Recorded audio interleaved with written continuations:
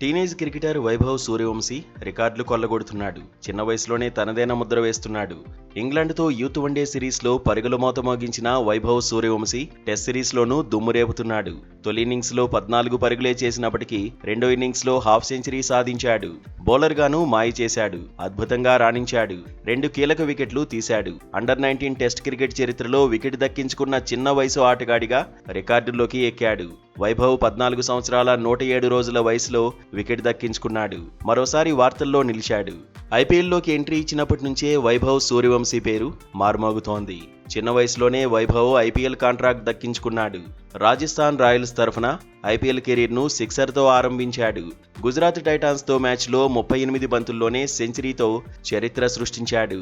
టీ20లో century కొట్టిన పిన్న వయస్కుడుగా రికార్డుల్లోకి ఎక్కాడు. యూత్ వన్డే క్రికెట్లోనూ ఫాస్టెస్ట్ సెంచరీని నమోదు చేశాడు. 52 బంతుల్లోనే శతకం బాదాడు.